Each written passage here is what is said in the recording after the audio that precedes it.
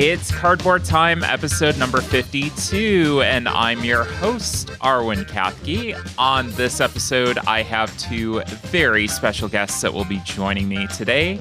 Beth Jackson and Angel Drummond will be with us for the full episode to talk about some things we've been playing recently and then get into some more deep discussion later on. So Beth, Angel, welcome. I'm so excited to have you two. We've been chatting for a while, and, I think we've formed a pretty good friendship over the Twitters and all of that, which may be going into a meltdown right now as we speak. I don't know.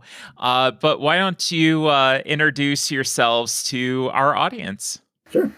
Super happy to be here, too. Ever since the beginning of my transition, actually, I'm a transgender woman myself. One of the first things I did on Twitter, speaking of the Twitter apocalypse over there, one of the first things I did over there was actually I saw one of your posts. It was promoting you're going to be at PAX. You had like pins and stickers you're going to be bringing with you over there. You had like a transgender logo on it. And for the longest time, I was very just shy and quiet. I was like, you know what? I'm actually going to say hi, and I'm going to say that these look awesome. And I did. And just the fact that you responded so friendly and even put it out there that, hey, you know what? If you want these, since you're not going to be there, I'll send them your way. That really cemented the fact that I was accepted on the internet. So definitely a very formative, important friendship, even, I would say, over the last year. And it's been a great friendship to have, but between the two of us, I think that we play well, off of each other as well. And I'm glad that I was able to kind of get you out of your shell a little bit. That made me super happy to hear that. And, it really hit my heart when, you told me that. Like, it's legitimately really important to hear that. So, and I think it goes to show, like, small actions, be kind to people, be open and friendly, and try to be the best person that you possibly can does really go a long way. So, Angel, do you want to introduce yourself? Hi, I'm Angel. I really enjoy listening to your podcast, so I'm glad to be here. I don't have as much to say as Beth, but what I have listened to, I have found you are so attentive, and I enjoy that you come up with questions on the spot. I was telling Beth how amazing it was that you're so attentive, and your conversations are so in depth with people, and I really enjoy listening to your podcast because of that. Well, thank you, and we're going to get into some more of those questions later. You two both work closely with Weird Giraffe Games, and then do a whole bunch of other stuff as well, which we're going to talk about at the back half of this episode. So I'm very excited to have you both on. We'll get into some gaming in a minute. Just wanted to talk about a couple of things coming up. The biggest one of which is PAX Unplugged. Speaking of PAX, we're going back early December. The last I looked, as of this recording, 22 days away, and I'm not packed, and I have no idea what I'm bringing with me, and it's getting real. So it's a thing. But if you are going to be there and you want to meet up, you want to play a game, you want to hang out, you just want to say hi, let me know. Let me know you're going to be there, and we'll try to make some arrangements. So we also need to check the Shelf of Shame, and unfortunately, I didn't update my notes, but I'm going to go off the fly here. It is at 152, and that is up 3. My new acquisitions sit at 7. With the most recent one being about an hour and a half ago. Weather Machine came in, a Vital Lacerda game. Very excited to get that one in and check that out. I'm a big fan of Lacerda's designs, and of course, the Kickstarter bug hit, so that was a whole thing. As far as the rest of the acquisitions, I got Dragon Quest, the fantasy dice game. That is a take on the old Dungeon Quest, a game that got me into gaming to begin with. and it was a dice game and a roll and write, and it's kind of fun in a weird way. I will have more to talk about that probably in a later episode once it gets more plays in. Very, very interesting roll and write, very involved, kind of unique. Stonewall Uprising also came in and got to play the solo mode on that. Very difficult, and I do want to talk about that in a little bit. Verdant is another one that came in. Splendor Duel and Acropolis I went up to Got a lot of games and picked those up. And finally, Final Girl is a game that I wanted to check out. It's solo. It's kind of a little bit of a compact layout, and I'm going to have some downtime coming up in a few months. So that's one that I wanted to check out. I did get to play that, and that we will discuss today. So I think that is it for the Shelf of Shame segment. And with that, Beth, I'm going to throw it over to you. What game do you want to talk about today? Okay, so first of all, I'm somebody who has been struggling with taking time off. And we finally took a day off. Was it yesterday? Day before? Somewhere in there. Took a day off. Time doesn't exist anymore. I don't know. But we ended up playing 2 games that day, one of which was Adventure Games Monochrome Inc., that is published by Cosmos, and it's from 2019 by Matthew Dunstan and Phil Walker Harding. Coincidentally, the other game I was considering talking about today was Super Mega Lucky Box, which we also played recently a bunch of. And it's also Phil Walker Harding. So either way, I guess we've got a Phil Walker Harding game up in our house here. Adventure Games Monochrome Inc. was actually the second adventure games that we played. We ended up getting both of them like separately for like, I don't know, like 10 or 12 bucks, something like that. It's hard to pass up an adventure for $12, even if you're only really going to play it once. But they're really interesting games. They're 1 to 4 player games, and you take on the roles of up to like 4 different characters. In this one, I won't go into too much detail here because this is a very spoiler-heavy game, but you can play as basically 1 of 4 different people that's breaking into this building. From there, you start in like the lobby of the building, and each of you has different specialties. Each of you has different things that you can't do, or you'll raise an alarm level. From there, really, I can't say much specific about anything about the game without spoiling a bunch of stuff, but it's really interesting that you have these cards, and you have kind of bigger ones that are the rooms that you're entering into. And then you have smaller ones that are either item cards that you can combine with locations on those location cards or with each other. So in the rulebook, for example, they gave an example of if you had like a can opener and a can of food, you could use the can opener and the can of food together to open the can. You would then get a new item card, which is a can of food. And then you could use that can of food on a hungry cat in a room, and then something will happen from there. So they have all these different combinations of things. It's basically like a point-and-click adventure game in tabletop form. And then, obviously, with multiple players, that becomes a cooperative experience. You're all trying to get through this together. You have to make choices, things like that. But it's just a really cool, quick... I want to say it said 90 minutes per chapter, but we basically explored so much that the 3rd chapter was like 5 minutes at that point. So it was very quick at the end. But I would still say we got about 4 to 5 hours out of it, and it was a lot of fun. I think there's enough in it that we would go back and play it again, too, just to see what differences will happen. There are different endings to this game, so you can experience slightly different stuff each time you play it. But that's Adventure Games Monochrome Inc. from Cosmos. Yeah, it sounds... Have you played the Unlock series of games? Because it does sound fairly similar to that, where you're combining 2 cards, and then getting another one. We haven't played Unlock, but we have played, I want to say, the Exit games. We played one of those. If those are the ones where you destroy stuff and you get to feel shame and regret for having to absolutely mutilate something that you own. Yes. But yeah, we're the type of people who will buy an expansion and then keep the box empty next to the box, just in case we ever want to keep it, or for whatever reasons. I have no idea. You know how it is. And like, we were just talking about that the other day, about how difficult it is to bring yourself to the decision of like, okay, there's literally nothing we can do here except if we rip this thing.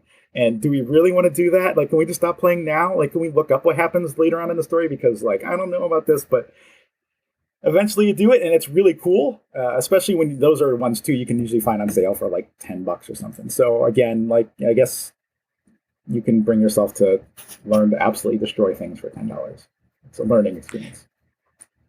It's a very unique and visceral feeling that you get from just destroying components of your games. The first time that I ever had that was when I played Pandemic Legacy Season 1, and that first card that I ripped up, I'm like, oh, this feels wrong, but it feels so right at the same time. I'm loving this and hating it all at once. Brings the meaning of that shelf of shame when you have to feel shame about what you've done to the games on it too. Now you have two different kinds. I've destroyed this thing that I love, so.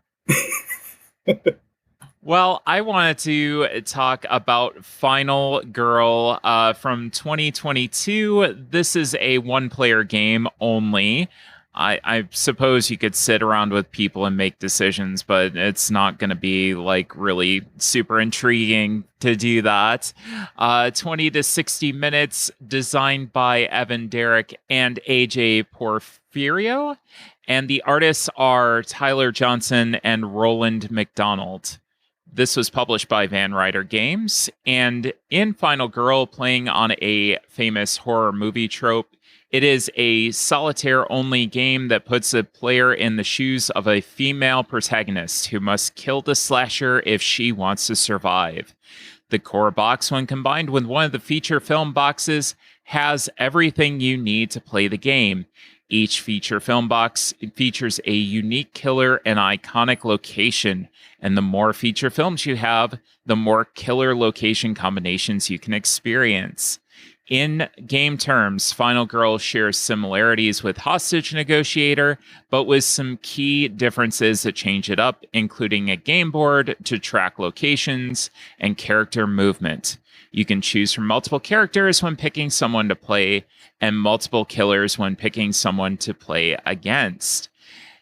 Killers and locations each have their own specific terror cards that will be shuffled together to create a unique experience with various combinations of scenarios for you to play.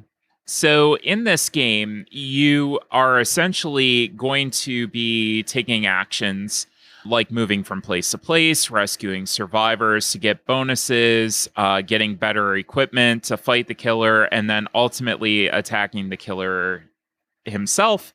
I don't know if there's any women that are the killers, but I've only gone through one of them so far, so don't hate on me right now. You are also going to buy cards with the remaining time that you haven't spent on taking those actions, and then the killer will go after that, eliminating victims from the board, increasing their bloodlust, and becoming stronger in the process as time goes on, and you get closer to the end of the game.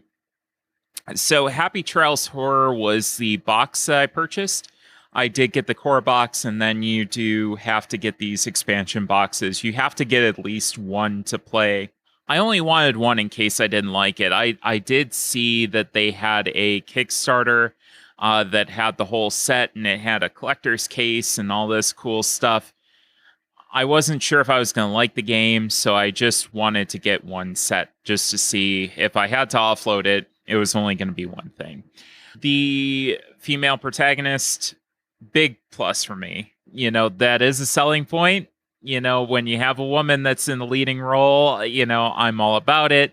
I love representation, and this was cool. It's cool having that, you know, strong female lead that's in there that's going against a killer and trying to survive. You know, that was really cool. I also really loved the storytelling of this. So, in example, one of the games I played, one of the events that I turned over, because you have these event cards that come up, you basically find the secret tunnel between two different locations on the map, and the killer can't use it, but you can. So you can go into the tunnel and pop out. And then I was able to do some damage and then pop back in the tunnel and be all the way across the map. So he couldn't get to me. So that was really cool. And it came down to one like final epic showdown with Lori, who is my character, using her axe and her special ability to augment her damage. And then she did some massive, like it was 2/3 of his health, took him down. And then there is one thing at the end. When you deal what you think is a killing blow, you turn over this final token and see if the killer has like a little bit of health left. So it's always a twist. You never know at the end whether or not the killer is actually going to be dead when you strike that death blow. So it's really, really cool. I love the gameplay of this. The components were also really neat. The box essentially becomes the board. You have the 4 sides of the box, 2 of them, a long side and a short side. They're all magnetized, and you put it down, and that is your location. And then the other half is the killer. So it's really, really such a cool setup. And then finally, mixing and matching the components together gave some additional life to the game. I felt like the tarot card variety is going to keep things relatively fresh for a while because you're mixing and matching. You're not going to see everything. I think you might see maybe 1/5 of the combined deck. So you're going to have a lot of different combinations that come up. So this one was awesome. I'm going to be looking to pick some more of these up. I don't know if I'm going to get like everything, if I'm going to get the big collector's box. I think I'm just going to pick a couple more of these up. And then this is probably going to be my new favorite solo experience besides Coffee Roaster. I still have a really deep affinity for that game. You know, it's just kind of chill and a nice little Sunday morning kind of pick me up. So yeah, that was my take on Final Girl. Beth, Angel, have you heard of this? Is that something that you have been interested in, or is that new on your radars? I've heard a bit about it in different groups. And I thought it sounded interesting. We kind of shy away from horror type things. So sometimes I'm nervous about going into a board game like that if it's going to have a heavy horror theme. If it's a little bit lighter, we don't mind it and we like suspense. But I kind of wait for people to have played and get a little bit of feedback before I jump all in on things like that, just to find out the level of what they're doing there. Yeah, that absolutely makes sense. And this is pretty horror intensive. Yeah, not necessarily like super gory or anything and detailed, but it does play very heavily into the horror theme. It feels kind of like going into like a VHS copy of, you know, those classic horror movies. This felt very much like Friday the 13th. So I definitely feel like it borrows heavy off the genre. So that sounds kind of fun and immersive for people that are into that genre then.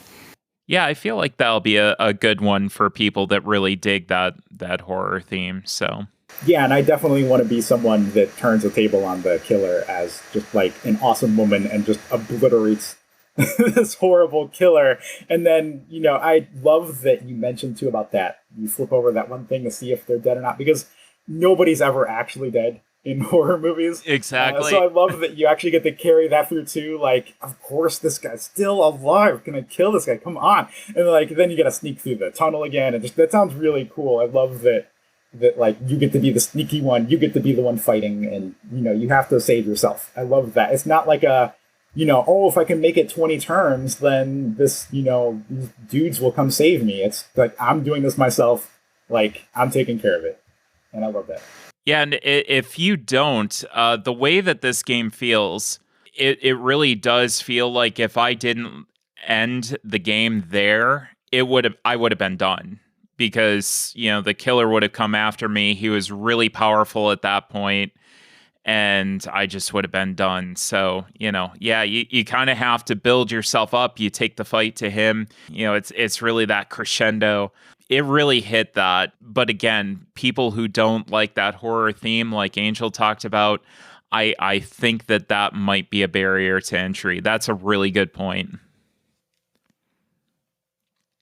So speaking of Angel, you had a game that you wanted to talk about that I have not heard a lot of people talk about. So I'm interested to hear your thoughts on it. Yes, I played Snowtime this week. The designer is Frank Meyer, and it's published by Asmodee. We picked it up on a sale. It was a $3 game at the time, and I'm very happy with the purchase. I was very surprised at that price at what game we did get. It was released in 2018, and it was for 3 to 5 players. We didn't know that at the time, and we usually play games at a 2-player count. And so when we pulled it out and saw the 3 players, we thought, oh, okay, we might have to, cooperatively play the 3rd player. But as we were reading the rules, we noticed that they did have a 2-person variant on there, even though it wasn't marked on the box. The 2-player variant was very clever. You do end up playing 2 players each. And it works out really well because you can use a strategy so that you get yourself like one character ahead more by using the other character. This game is about a snowball fight. They climb a tree and score points by grabbing fruit from that tree and kicking other players out of it by hitting them with snowballs. The gameplay is really simple. Each turn you roll 2 dice and you put fruit on the tree. Then you pick a card. You have a hand of 10 cards each. The cards are 1 through 7.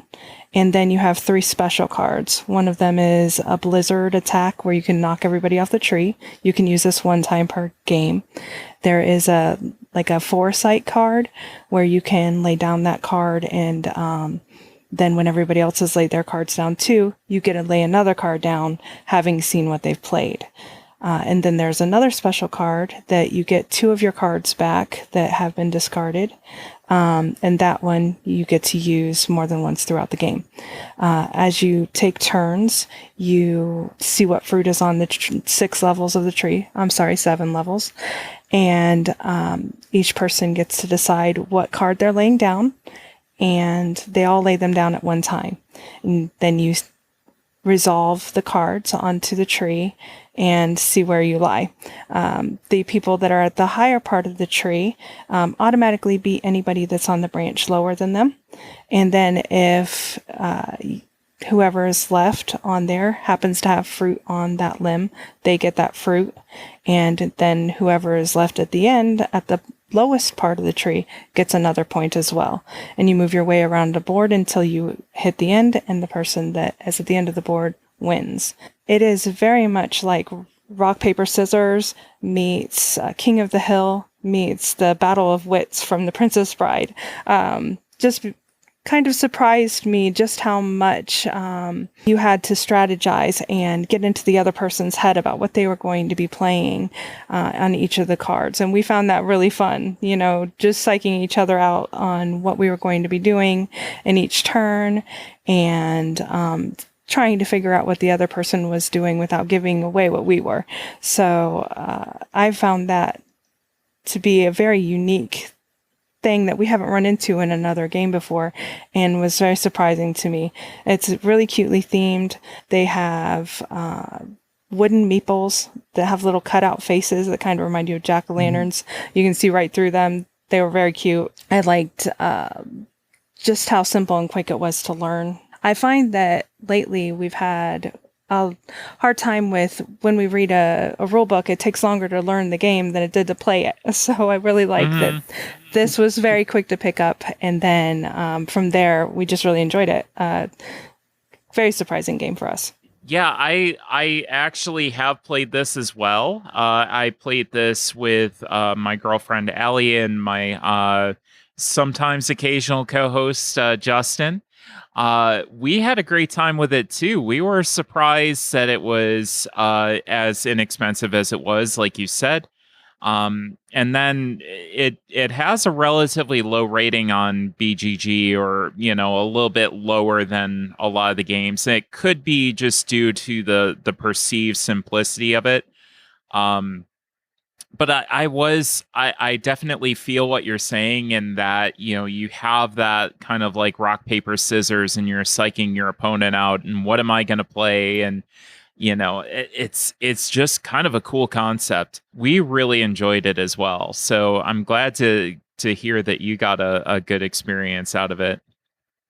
Yeah, I was wondering how it would be on a different player count, since we were playing 2 players and we were playing the 4 different characters. The different dynamic that it would be in 3 to 4 players.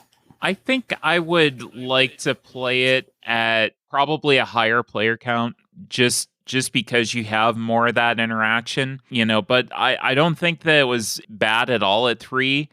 I think it would be super fun at 5. Yeah, I was thinking that too. Cool. So that was Snow Time. And stay tuned, because coming up next, we are going to have a chat with Angel and Beth. And we're back with today's interview segment. Well, we have Angel and Beth joining us. And rather than tell you about the amazing amount of things that they do, I'm just going to let them tell you themselves, because it is so much. You two are involved in a crazy amount of things. Why don't you go over that? Why don't you tell me all the different things that you do, and then we'll get into some more of them in depth.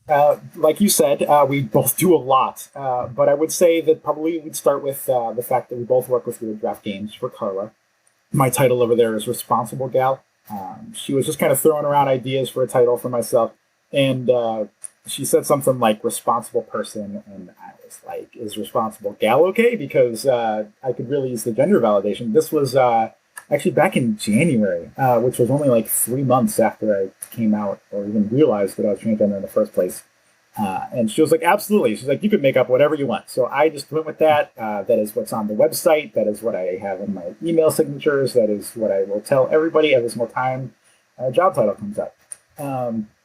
We both do a bunch of different things, though. And so if I know Angel has an official title already anyway, but I think she should also be Hopeful Gal, because there are times like this last week where I just barely felt like doing any work at all. And she's like, you know what? I'll do everything. It's cool. Like, what can I help with? In fact, that's the first thing she says, basically any chance she gets is there anything I can help you with? And it's not just me, but it's just everybody. Like, there'll be an email thread. She'll be like, is there anything I can help with? Or in the Discord, is there anything I can help with? And she's a really quick learner, too. She's been doing the website stuff for me lately. She's been finding quotes and stuff. In fact, if you've said anything about a Weird Draft game in the past, which I know you have, but, just in general, if anybody has, she's the one that will find those quotes. She's the one that will get them on the website, get them all set up for tweets, all that stuff. Whereas I do the customer service stuff. And then Angel can tell you more about what she actually does officially. I think officially I have Helping Hand as my job title. The joke that Carla throws around is that I'm the resident adult, though. So if there's any kind of total decision, like she's the adult, go to her, So what I end up doing is a lot of, what people need help with. I do the newsletter. I proofread rules when those are ready to do. We are developing some of the game additions there, and do website work. I even have done some voiceover stuff now for the backer kit video that was on there. I pull quotes, make notes for feedback from reviewers if there's anything that needs to be worked on with the games, just odds and ends like that. Lately, I've also been posting in Facebook groups about the backer kit that's going on, things like that. We do the Monday streaming and play games together. So I've really learned a lot lately of a whole lot of things that I've never done before. So it's been interesting and fun having those new things in my life. And then on top of that, we also co-run Beth and Angel Mix Games, which is obviously the most clever name for a game design company ever. In fact, it was literally just when I came out as transgender, the name Beth spoke to me out of nowhere, and I just ran with it. And so I had to come up with a Twitter handle, and I was like, I make games. I guess I'll be Beth Makes Games. And somehow that wasn't taken. And then several months later, Angel and I have always made games together. Well, jumping back a little bit here, Angel and I are life partners. We've been together for 16 years, 16 plus years at this point. We live together. We do everything together. She's co-designed with me on everything since the beginning of me designing anything ever. One day she came over and she's all like, I make games too. Can we change the name of this so that, I'm included too? And I was like, yeah, let's come up with, a cool game name together. And she was like, well, why don't we just be Beth and Angel Make Games? And I was like, yeah, we can do that. So we are Beth and Angel Make Games. We make a bunch of, small tabletop games. We make silly stuff. We make zines and stuff like that, business card games, just whatever. The goal there, we don't seek publishing for our stuff, even though we work for a publisher. So we try to aim for games that are easy for people to print and play off of itch, itch.io, for those not familiar with itch. And we are also 2/3 of Quirky Bird Games, which we run with Carla of Weird Draft Games. So the three of us will make TTRPGs and silly stuff and all over there as well, with the intent that the games are uplifting or things that are relatable, things that we just need to see more of in the world, or just things that help us, like something that'll help us with productivity or with focus, or we all have issues with these things. And in fact, at one point, Carly even asked, hey, I wrote out, a few of the things on this website that, I struggle with. And, if the two of you want to too, we can just kind of share, give visibility to the things that we deal with so other people can see that they're not the only ones and that these are kind of our goals of the game. So one of my earlier games was called Everyday Enchanter. You basically enchant with magic the items around you, and then you just kind of journal and think about how they help you. So if you're like me and you spend 6 hours looking at Amazon trying to find the best water bottle, because obviously this is the most important decision in your entire life, you can enchant your laptop with decision making, and you just think about the fact that it's helping you. Kind of does actually help you. Yeah, right. Water bottles. I'm holding are up a water bottle vital right now. It's a nice water bottle too. See, you probably spend a good 6 hours or so on that, at least, I would say. Yeah, it was a very important decision. And so, right, there's all those kinds of things you can do there. We have games that are in progress right now that are about focus, about just kind of trying to get anything done. Just the idea that, literally doing anything is better than doing nothing, or that you should celebrate the things that you have done.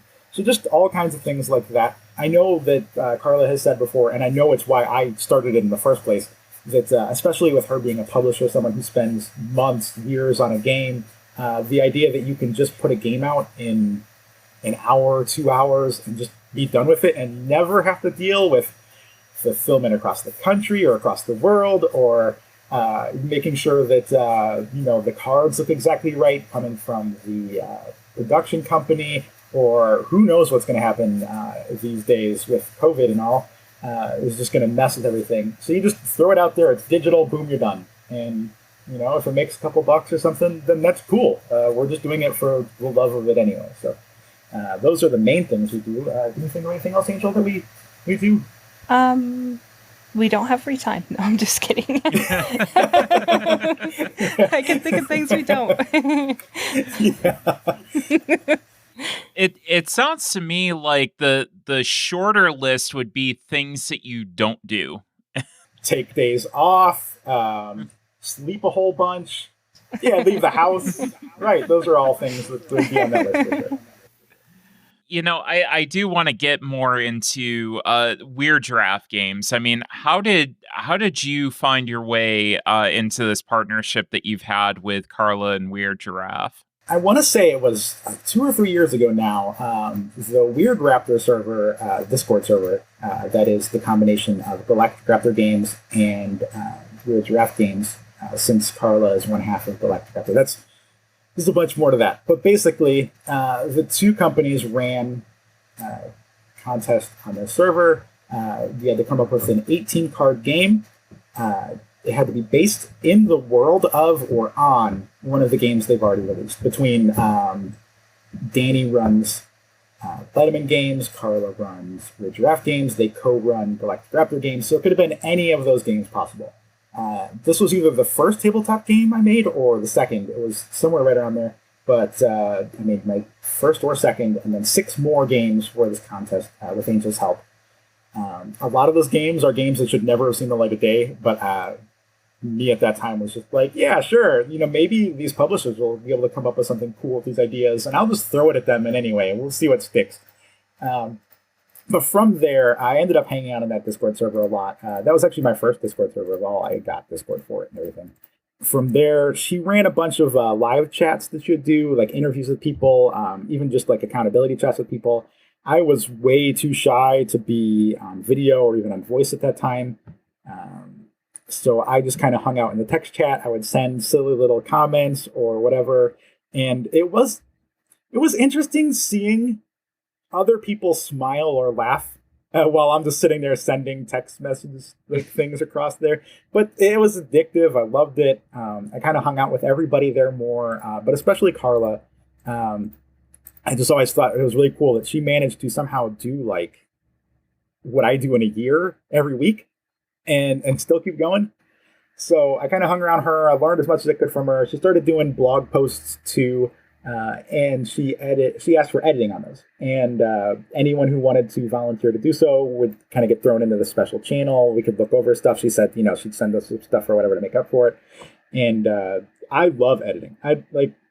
That's probably the dorkiest thing about me, other than the fact that like my brain does math all the time for no stupid reason. But like I love editing because there's just something magical about taking what somebody else wrote and making it even better, making it like bringing the best of it out. So I edited stuff for her there. A little bit after that, she asked if I would do these daily prompts on the Discord where, like it's Maker's Monday. Like, what did you make this week? It's Winner's Wednesday. What wins have you had this week? So just things like that. And then eventually she asked if I would help her out with the company. Back then, I think it was like 4 or 5 of us. And I was like, yeah, sure. That sounds great. She started teaching me a little bit of stuff, and it just took off from there. And I've been working there since then. Angel, you can talk about how you joined in the middle of that too. Well, it was mainly because Beth had been involved with the Weird Giraffe, and she takes on a little too much sometimes and had a few other jobs. So I asked if there was anything I could help with. And as I started helping, she started talking to Carla about how I was helping. And Carla said, well, if we need help, we need help. I want her to help too. And started emailing me and giving me things to do directly as well. And I've, started helping out with more and more as we go along, just because I said, hey, I can help. I think that's such a cool story because it seems like such a close-knit and just friendly, family-run almost, the found family-run kind of organization. And that's one reason that I love their stuff so much, because it just feels different. It feels like a very community homegrown experience. And you don't get that all the time with somebody like Asmodee, where it's very corporate. This feels more like punk rock and, do it yourself and let's put this thing out. And I think there's something super cool to that. We had done a group chat together, and at the last minute, Carla couldn't show up, and so it was just the rest of us, and we were asking questions, and one of them was, trying to get to know each other a little bit better, and like, why are you working for Weird Giraffe, and what brought you here, and getting to know each other with that, and we just all decided we are all the fan club that ended up getting jobs there. Like, we're just all fans. So, like, that's why it comes across that way, because we all love what Carla stands for and the company she has made and really enjoy helping out when we can. Actually, that was one other thing. Angel was talking about how I was working jobs, like plural there, and how she got to helping. I was working a different job at the same time. I worked that till maybe June or July, and I ended up having to make a choice around June or July there. I had to choose between keeping that job, which the hours were ballooning from about 15 hours or so to like 30 or 40, versus the Weird Giraffe games. And I actually chose against Weird Giraffe games just because the other job was easy. I was still learning Weird Giraffe games. I don't know if anyone can remember back to when they started a new job and just how stressful it is to learn a new job, especially when you already feel very confident and comfortable in another one. You can just skate by in another job, but you're learning this new one and like everything just feels a little stressful because you don't know if you're doing it right. You don't know if you're letting people down or whatever. So I actually chose against Weird Giraffe games when I did, and about a month later, I came back and asked if it would be cool if I continued working there. And Carla was like, absolutely, yeah, please. So like I came back. I hadn't actually left. I had given the notice until, she found someone to take over for me. But the concrete difference just comes down to exactly that. What Carla not only allows people to do, but actually like straight up encourages it. When I started with Weird Giraffe games, I asked her, I'm kind of the face of a lot of this now. Like I'm doing the help desk. I'm, answering emails. I'm replying on behalf of Weird Giraffe games, even though I sign all this stuff as Beth. I'm the person that people are seeing. Should I act a certain way? Should I be, professional and courteous and, dear sir or madam, like, concerning your purchase with Weird Giraffe games? She's like, no, just be yourself. Just don't hide anything. I was like, does that even go for like, the fact that I'm transgender, the fact that, Angel and I are together, like any of that stuff. And she's like, no, just be as you can be, like don't hide any of that. If anything, people will love to see that. And it's true. Like the fact that we're out there just being very personable, very, straight with people is just, well, okay. Straight's not the greatest word for that, but very straightforward with people. It goes a long way. It's very often been the difference between, if somebody's frustrated about something and you just relate to them, or if, somebody's having a bad day and you talk to them about it. I mean, I've even made some friends just that were really upset to begin with. And, now we just chat sometimes. They'll get on the help desk and send something and, oh, cool, that's awesome. I'm so glad to hear that, like you got this game, you got this other stuff, like everything great's going on. It's awesome. And it's just, that wouldn't happen if it was some big faceless company that was just like, I'm customer service rep number 17. How's it going? I'm here to answer your question. It's speaking of customer service reps, because I do think that this is super important for people to hear. And it's one thing that I think we've had a lack of representation on the show. You know how interesting an experience it is being a CSR or customer service rep for short. CSRs are super important, but it's quite possibly the hardest role in a gaming company to have because you have all these customers. A lot of times, they are either missing something or they're asking a question, and a lot of times that comes from a place of frustration. And you're the one that has to go and diffuse that situation, just kind of make that customer happy. So I think it's an incredibly important role and it's incredibly underappreciated. So could you tell us maybe some of your experiences and then maybe some things that customers, backers might not understand about the CSR role that might give them a little bit better idea of how to maybe interact a little bit better and get things, going in their favor, aka being nice? Well, it sounds like you already know the absolute secret to great, not only customer service, but also being a customer yourself is that, jumping ahead a little bit here, I think the biggest secret, if you are somebody who has a question or a complaint, or, maybe you got your item and it's missing something, or you backed something and you're seeing other people getting it and just you for some reason haven't gotten it yourself, know that we're basically the wait staff of publishing companies. So let's say that you go into a restaurant and your food's a little overcooked, right? You could go to the waiter or waitress, you could say, you know what, this food is crap, like I demand you take it back there. Or you could say, you know what, like, hey, if you don't mind, would you mind taking this back? It's just a little bit, I'm fine with it, whatever, and that's fine. Both of those things are going to get you the same result.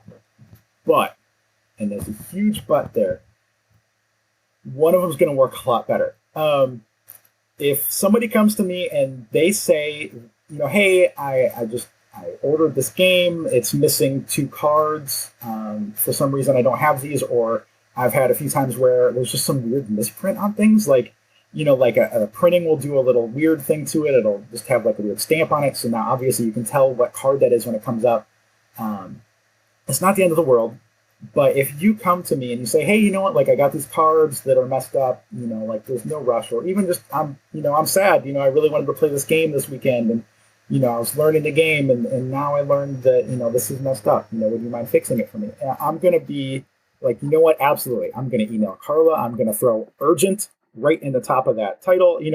If you're looking for it in a few days, you're not gonna get it, but we're gonna get it as soon as humanly possible, because we can relate to that. We understand that pain because we've been there too. I mean, who hasn't bought a game and had some kind of issue with it? It just happens. And, it's not the publisher's fault. It's not the people who shipped it necessarily's fault even. It just happens. And I will do everything in my power to make sure that if you're being polite and kind about it, or very relatable about it, just being able to emotionally relate to that, I will do everything in my power to make sure you get that game or that part or whatever, your refund as soon as humanly possible. If you come to me and you're like, what the heck's wrong with you? Why did you do this to me? My life is ruined because the corner of this box is just the slightest bit dented, and I need all of my money back and a replacement. I'll totally reach out. I'm not going to say I wouldn't do that. I will absolutely reach out and say, we need to figure out some kind of solution to this, but it's not going to be marked urgent, and I will be much colder in my response, because it's clear that, I'm obviously going to reply like, I am very sorry, because I am sorry, regardless of the situation. I am sorry that it happened. We all are. None of us here in the game publishing, game design world want you to get something you're not happy with. Like, there is no world where we purposely mess anything up or even happy about it. Like, it doesn't matter if you're mean or not. We don't want you to be upset. We want you to be very happy. Like, our goal in life with all of our stuff is to just make you as happy as you can be with what you've got. And so I just think that being that either relatable or upset, but upset in a way that that isn't rude, as long as you're not being rude. I've even had a few times in Kickstarter comments and stuff where people are like, I'm very frustrated, I'm seeing this and that happen, and I'll just straight up get on there and be like, I think it's great that you're admitting to being upset. You have every right to be upset. The fact that you can come on these Kickstarter comments and say that you're upset means that you feel safe here, and I think that's wonderful. I think everybody should feel safe to express themselves. And if you are upset about something and you don't tell us about it, like, you're just going to get more and more upset. But if you reach out and you tell us, we'll be happy to help you with it. I think that most of the experiences that I have that I can remember come from things like that, both ways. I've had people that have been extremely upset. It's just recently I had somebody say that they were missing a game that was on Kickstarter like 2 years ago, and it was the first time that they reached out. And I don't know if they, forgot about the game. We all back stuff on Kickstarter and totally forget we even bought it in the first place. That's never happened to me at all. No, I'm sure. I don't know never what you're once. talking about.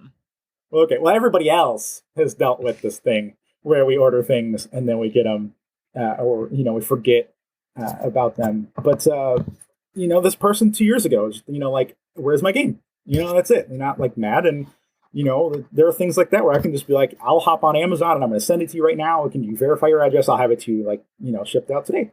And I think that's really cool. That just seeing that emotional shift in somebody this comes to you and is like, I'm very upset. Where's this?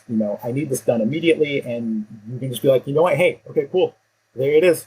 And they do. They flip on a dime. Like, I'm sorry that I was upset. Like, this and that's happening. Like, but thank you so much. That means a lot. And then in the opposite side, I feel like both customers and especially customer service representatives may miss a lot of opportunities to talk to people, to just kind of just do the little extra. I think that the example earlier actually was a fantastic one. I told you that I thought that the pin looked amazing, and you could have just been like, "Yeah, thanks. If you're at PAX, you can have one." And I would be like, "Yeah, I'm not going to be there," but and you'd just be like, "Cool. Well, if you end up going, then so be it." And because you instead took that extra step to be like, "I can send it to you," you got a lifelong fan out of it. Something similar here. There was a gentleman named Paul England. I want to say it was on the Gifted Tulips Kickstarter, but I could be wrong there. I know I've spoken to him on that one. But and I don't remember how it started, but he just made a little comment about this bird friend he had. So I just kind of like, a bird friend, like we're Quirky Bird Games with the three of us do. We, Carla's all about bird games. It's kind of become a running joke that she can't make a game without birds in it anymore. So I asked him about it. And he told me this amazing story about this bird named Norm. Norm is a yellow-throated warbler. This bird, I don't remember exactly the specifics of it, but basically some stuff happened where Paul had helped this bird out, and then the two of them became friends. This bird leaves to migrate once a year, and the first time it happened, he was really sad because the bird left, and he just thought it was gone. And Norm came back. That's Norm with an exclamation point, by the way. Every single time Norm is referenced, there's an exclamation point afterward. I need to really stress that. It's Norm, not Norm. Like Cheers. Exactly. Norm. Exactly. It's probably even where the name comes from, honestly. I'm I'm dating myself, but, that's okay. Well, we get the reference, so I guess we're also dating ourselves. But, it's just, way later reruns. That's, not like we watched it anytime near where it came out. Yeah, Nick at Night. That's it. Yeah. Although Nick at Night is also kind of dating ourselves. That's correct, Angel. That's exactly where I watched it. Nick at Night, like 5 days ago. That was it. That's me, the old timer. I did say time doesn't exist anymore, so 5 days ago is totally valid. But yeah, it's just, I got to talking to this guy about his bird. I've seen him on 2 or 3 different Kickstarters now, talking just randomly when he comes by. I even asked him, I really think this story is awesome. Can I make a game based on that? And he's like, that'd be fantastic. So one day there's going to be a Norm tabletop game of some sort, probably just a quick little, the original idea that I ran by him was that you play as either Norm or Paul, and you are telling each other about the stories of what's happened while the other one's gone. So Norm is out in the world dealing with all these struggles of, like this long flight, missing Norm's best friend, Paul. Meanwhile, Paul is sad, still just going about his regular life, not on a grand adventure like Norm is, but also much safer in his home where it's warmer. And then the two of you are somehow corresponding with each other. So you want to IRL have the best experiences that you can in your life, just things that you're proud of that you've done, so you can share these with either, with Paul, the man at home, or Norm, the bird who's out and about. And it just seems like this really cool vehicle for that. And I never in a million years would have gotten that if I wasn't like, bird friend, ? Like, what's that about? and at the same time, if Paul wasn't like, yeah, bird friend, and just left it at that, there's just this 2-way street of communication between people. And I feel like, just like we can be ourselves day to day, we can just, it's a job, but we can still be ourselves. We can still reach out. We can still, instead of just being like, I'm sorry that you're missing those 2 cards, or I'm sorry that, you're moving, even though you're telling me that you're moving 10 days before you're moving and the games are currently being shipped out. So I'm not sure how that's going to work, but we'll figure it out. But, instead of just being like, cool, thanks, I updated your information, just a quick little, I did update your information, but I really hope your move goes well. Is anything, specific causing this move? Where are you moving to? Are you staying in the same city? Or are you going somewhere else? I always throw a quick little, obviously you don't have to respond to this if you don't want to. This is handled, so you can just know that everything's fine. But if you want to chat, I'm more than happy to. Let me know about whatever. I've had a few people tell me about relationships or just other things that's going on. Sometimes people will be like, I got shipping notification of a game headed my way. Is this your game? And, instead of just being like, hopefully, ? Shruggy emoji, it's like, I hope so, but if it's not, I hope whatever that package is, it's good. And sometimes people will be like, hey, you know what it was? It was this other Kickstarter I backed. And, I feel like a lot of companies would ask you to be like, don't talk about other people's games because, we need to focus on our games. And Carla even, we had somebody ask why we were, Carla on her own personal Twitter account had the very day that Explosion Laboratory released on BackerKit to crowdfund, she actually shared someone else's crowdfunding thing. And somebody asked why we would do that so early in our own campaign. Like, it doesn't that detract from our own? And it's like, no, this isn't a zero-sum game. We're a community. We're a family. Like, we want everybody else to succeed. Like, just because this other Kickstarter succeeds doesn't mean we're going to horribly fail, and vice versa. Like, we're not sending some of our people away to like never look at our stuff again because go check that other one out instead. And I just feel like that is a huge thing. And then I think finally, one of the most important things to know on both sides of that account is just to make sure you really take care of the people who care. We've had a couple people, in addition to Paul, that just kind of show up everywhere. Like, I'll just, I'm on like 7 or 8 of these campaigns now. I just see these names over and over again. Rochelle is a friend of mine. In fact, she actually came to the Discord because she was missing a game or she was missing an item she ordered. I don't remember which one it is, but she came by because of some kind of negative experience. And it was even before me, so I can't even take credit for this one. But ever since then, she's on every single one of our crowdfunding campaigns. She's right there talking about everything. She is the number one person who contributes things to, like when I need prompts for something, or just things like literally anything for our stream, questions to ask our team, like literally everything. She's just right there.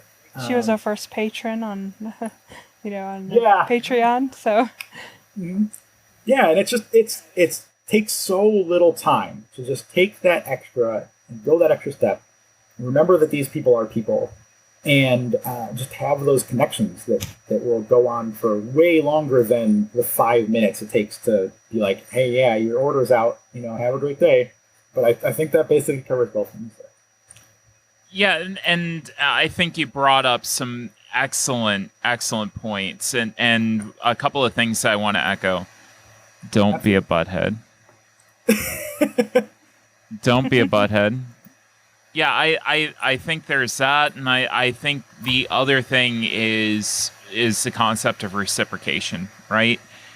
There's that two-way street that you talked about, and you have these interactions with people, and you have to understand at the end of the line, that you're talking to a customer service rep, you're talking to somebody, and this can deal outside of the board game industry too, folks.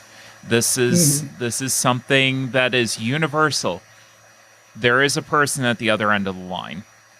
And when you deal with somebody, they are a human being, and the energy that you give out is a lot of times the energy that you're going to get back.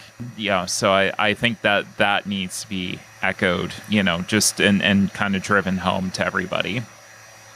I think a key point as well is that people need to keep in mind that we're in the board game industry, and the first thing, foremost, we're trying to create happy experiences for people. We are creating games for people to have fun.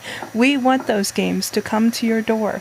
We want them to be to you now, like we do. We're not holding these back from them. We're not, sitting on them and saying, hey, we want these people to have them and not you to have them. There's no sinisterness behind it. We're on your side. We want this to happen.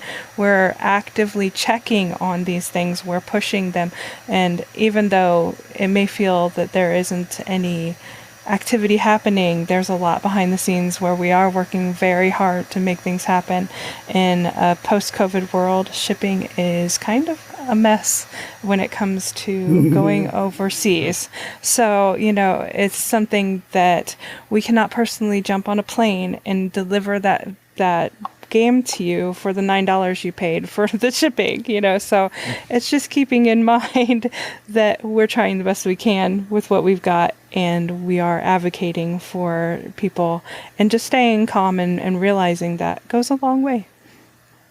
Yeah, and that's kind of a game idea that I have for the both of you. Yay.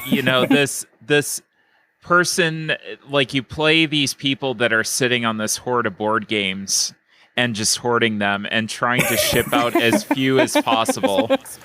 And dealing with the customer feedback and trying to run a board game company while shipping as few board games as possible. Like, you wonder if that's the idea that some people have in their heads at some point. Like, I'm just sitting on these things, and I'm going to ship it when I'm darn good and ready. It's like, yes. No, I want these things done and out. Yes, we want that check mark.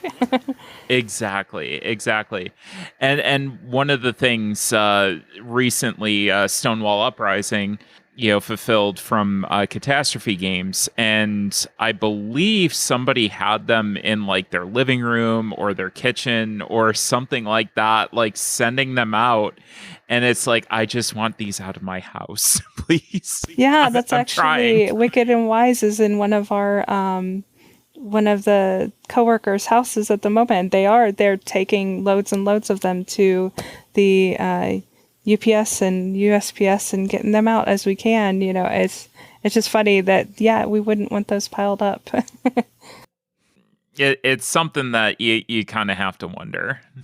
Angel, I wanted to talk to you real quick because I think that you hit on an interesting point when you talked about your role within the company, and you talked about all the different things that you do, whether it's from proofreading to the website work, to the voiceover work, to, working on the stream, to all these different hats that you kind of wear within the company.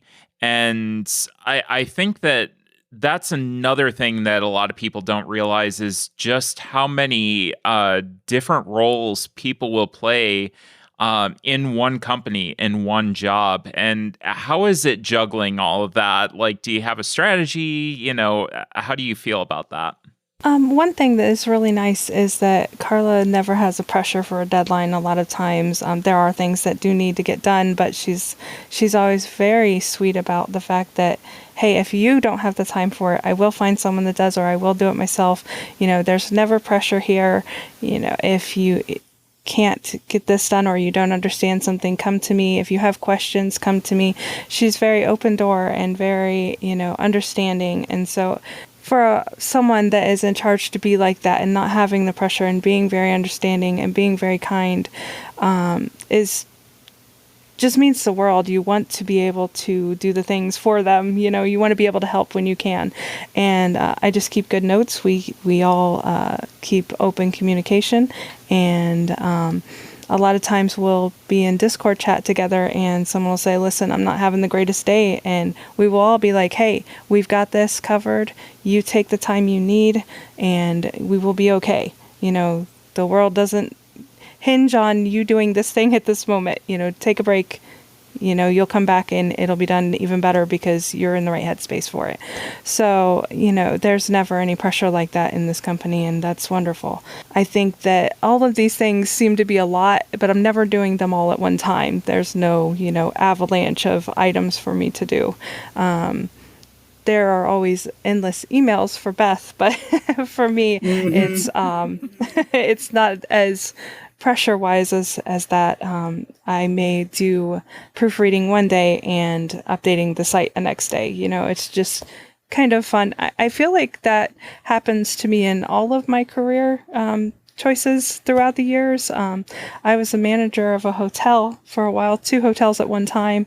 I had been the night auditor there, and they are seasonal hotels. So when I worked at the one hotel, it closed part of the year. And so I ended up helping bus tables at the restaurant. I was working at a kiosk in a mall. I deep cleaned the bedroom, the rooms that they stayed in. I painted baseboards in the lobby. So I just kind of end up falling into all kinds of crazy stuff where even when I was the manager and we were shorthanded on housekeeping staff, I was making beds while I was on the phone with group sales and talking to them about some of the things they needed. I just go where I'm needed and do what I do, and I tend to like being able to learn from other people their jobs and help them with the things that they need help with, rather than just being like, you've got this, you can handle it. I'm not a micromanager, but if someone needs help with something, I'm going to go over there and help when I can. And if I need to learn something else to be able to do that, I will. It's fun for me to be able to have the experience I have. I was under the hood of the car with my dad learning how to change head gaskets when I was 10 years old, and, just all kinds of stuff like that. So it's fun for me to be able to have all of those experiences and know that I can handle something when it's thrown at me. Yeah, I think that's really cool, and it sounds like you kind of gravitate naturally towards that, so I love to see that, where somebody is able to take on so many different roles and so many different things and excel in them. So that's really, really cool. So one last thing that I do want to talk about before we wrap up, the representation in the trans community, in board gaming. That's how Beth and I met. It's a really important concept, and it's something that I went personally from being very shy and not talking about and not wanting to bleed into, everything that I do, whether it's, my work life, whether it's my podcasting life.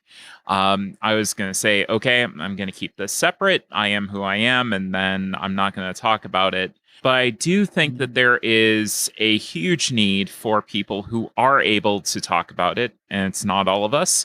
There's a lot of people who, for safety reasons, for personal reasons, whatever the reason is, they can't be out and open. They, just want to blend into society, and that's absolutely valid. But I do think that there's a great place for good trans representation. And Beth, I think you've kind of fallen into the same path where you were very shy about it at first, and now you've kind of grown. I've seen the progression.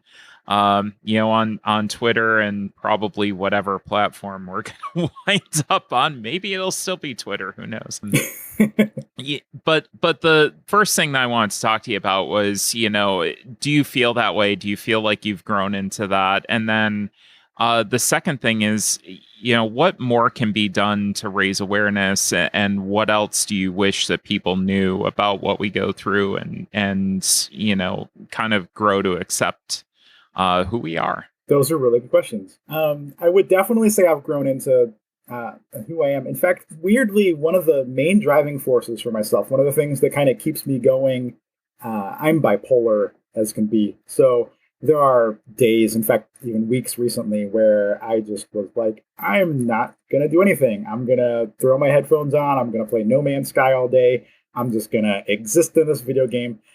But there are a lot of times where what keeps me going actually is that visibility itself. And it's not even just being transgender, although I do feel like being trans is definitely the number one thing.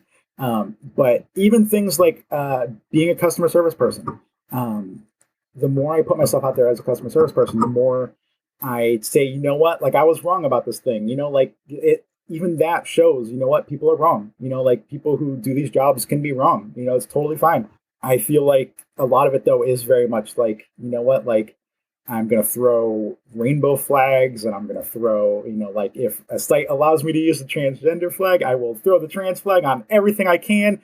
In fact, the very first game I made as Beth, I did, it's just called Take a Nap, and it's a quick little business card game. You roll a 6-sided die. It tells you how horribly your nap went, because at least for me, if I take a nap, there's like a 1 in 6 chance that I'm going to wake up rested, and there's a 5 in 6 chance I'm going to hate myself afterward, because I overslept and now I can't sleep at night, or I'm way more tired than I was when I went to sleep. And when I made that game, I was like, I'm going to make this super pink. It's going to be the girliest thing I've ever done in my entire life. It's going to scream girl through it. A few months after that, I made a game that literally, like, everything on the page was either a rainbow or blue and pink. And of course, the background of the page was white. So, like, that whole game was just literally a transgender flag.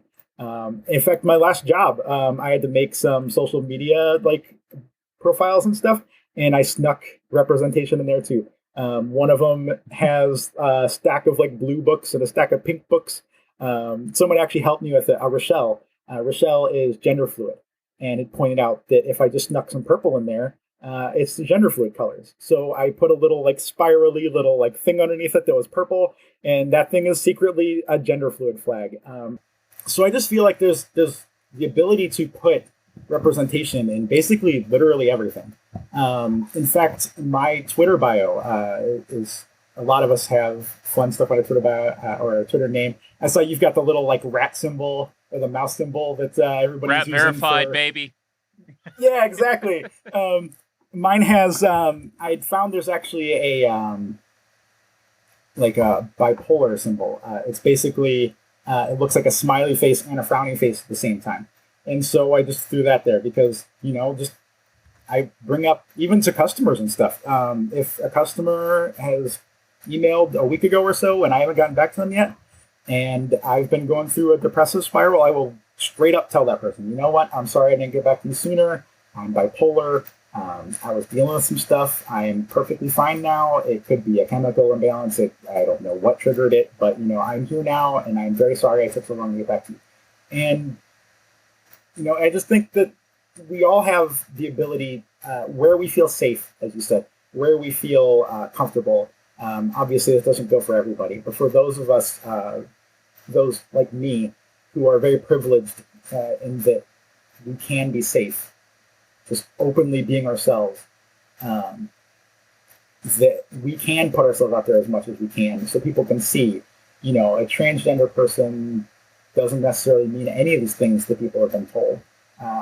We're just people too, like, I'm just a woman who wants to work in games, who wants to live my best life. And, that has nothing to do with my gender, but my gender has become a very important part of myself. And, whether that's true 5 or 10 years from now or not, I just feel like that there's nothing more magical in this world than finding out who you are and then living as who you are. I tell that to everybody I can too. And a lot of times the first response is, I'm not trans though. And I'm like, I'm not trying to say you should be trans. I'm not trying to say you should be any form of queer. I'm trying to say that you should find who you are, and you should do that thing. Whether that's that you really actually like watching sports and you didn't think you did. Whether, when I first realized I was trans, I was like, what else don't I know about myself? Maybe I really like pop music instead of metal. And that was absolutely not the case. But at least I tried, like I found out. I found out I love hats. I never knew that before. But it just give everything a shot. And again, not everybody has the ability to do this openly, but, even if you can just do it from the safety of your room and privacy or just anywhere. There's a running joke in a Discord server I'm in, Knife Bunny from Zoe Allred. It has this amazing Discord server, and there's a running joke that Discord is this magical place where you can find yourself, because if you just pay, like, I think it's $3 now, but it used to be like $10 a month for Nitro, you can change your name and your bio and everything in a different Discord server. So you can be, I could be my pre-Beth self in 99% of the Discord servers, and I can be Beth, she, her in one of them where I feel safe. And I feel like the fact that it even told me that there's nothing wrong, you're not going to mess up anything by trying to see who you are. When I first started off as being trans, I was really concerned that I'm not trans enough. I'm gonna somehow give trans people a bad name because, I'm so new to it that people are gonna see me and be like, oh, this is what trans people are, that, and I'm just gonna somehow represent them poorly. And I heard time and time again that that's not the case. In fact, it actually showed me this video. It was like a 2-minute video, and it was literally just like, how do you become trans? You are, like, Yeah, you just say, you already are. I'm a girl now. Yeah, exactly. That's it. And it's like, and it's weird because you say that, and then if it's the case, it almost kind of clicks when you jokingly say it. It's like, I'm a girl, and it's like, I kind of always was, and it just kind of sinks in. It's like it is that crack of that proverbial shell. It's just there's so much to that's empowered by the idea that we're told all of our lives we can be anything we want, we can be whoever we want, and then we're shoved into these tiny little cells of like, actually a man does this, a man doesn't do this, a woman acts like this, this is life, and but do whatever you want, but don't wear shorts, in public because that looks too casual. Don't, wear the color pink because that's girly, and men don't wear pink or cry or have emotions. And so there's just this world out there that even if you're not trans, there's so much about you that could be just shoved into this tiny little box inside yourself, and you won't know that until you try. Yeah, I think there's a lot of intersectionality between, being trans and then also gender norms as well. The whole women don't play board games. Well, that's BS, because I think all three of us can say that that's not true. Absolutely. And a lot of the people that I've had on the show actually as well. So yeah, I think that there's a lot to that, and I think that having that visibility, I'm an engineer. I play board games. I'm a podcaster. Love to travel. I hike a lot. I do this. I do that, and I'm also trans. And a lot of people see, well, you talk about being trans a lot, and it's just like, I just want people to know that I am trans, but I have all these other hobbies. I'm like everybody else. And I just want to provide that representation where people can go and say, okay, well, it's not that big of a deal. And I think it's been stigmatized over and over again to the point that people just need that experience with somebody to say, it's going to be okay. Like, this isn't what it's being made out to be. This isn't, a horrifying, end to, my friend or my child or anything like that. I think that, when we come out to ourselves and we can be our true selves and we can accept who we are, our full selves, whether that's gender identity, whether that's sexuality, whether that's a hobby, anything like that, I think that's when you really start to live and you really start to have that life, that you can be passionate about, that you can really truly enjoy and really, get into. So one more other thing that I think has really helped me is having a supportive partner.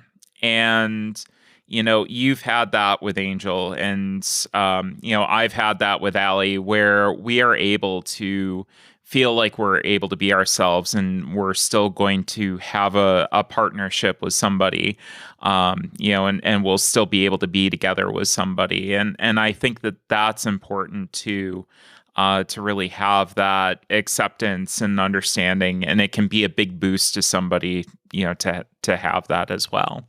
Yeah, absolutely. I don't think there's anything more important than a support system, and I feel like that support system can't exist if you already have somebody, and then that person isn't okay with that. I mean, I'm extremely fortunate that that's not the case with me. I know that is for some people, but I feel like discovering who you are and who you are even as a team together, the two of you, is just really important. And I feel like every great relationship can go through all of these things together and even grow from them.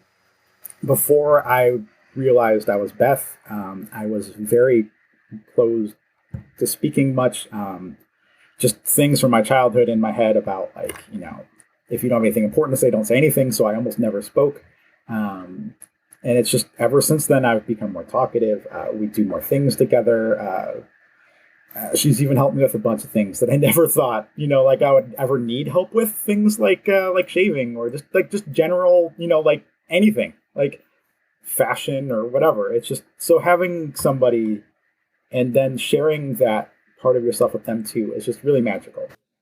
And I think that deepens, the connection between you and your partner. So for those partners out there that, have helped us along the way and the support system, even outside of a partner, thank you. Thank you for being there. Thank you for helping out, because it's like super important. Absolutely. I came out to my mom shortly after. It was somebody I knew wasn't going to be a problem because my mother's always been incredibly supportive of me.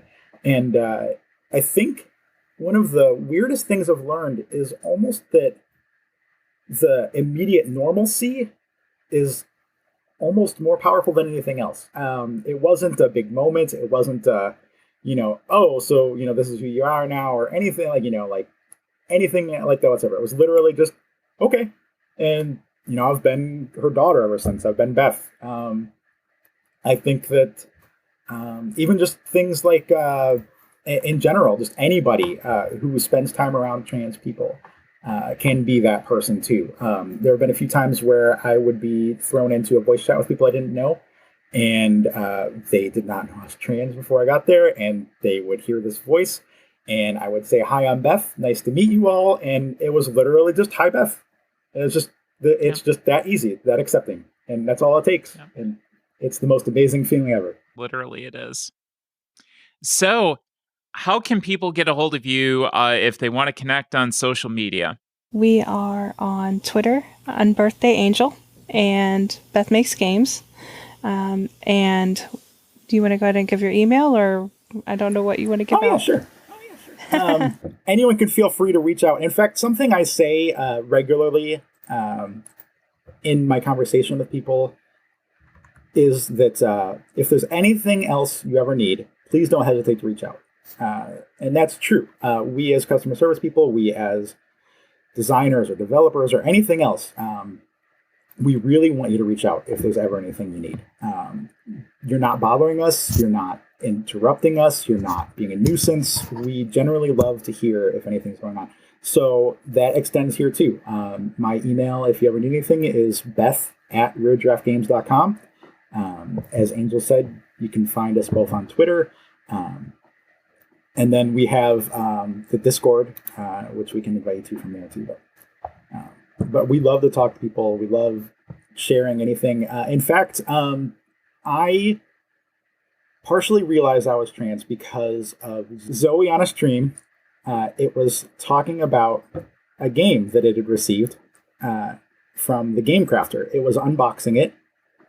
And in the middle of streaming, it opening its own game that it was seeing for the very first time ever, someone was messaging it asking questions about being trans. If this person was trans, like what it's like to be trans, and it set the game down and it answered these questions kindly.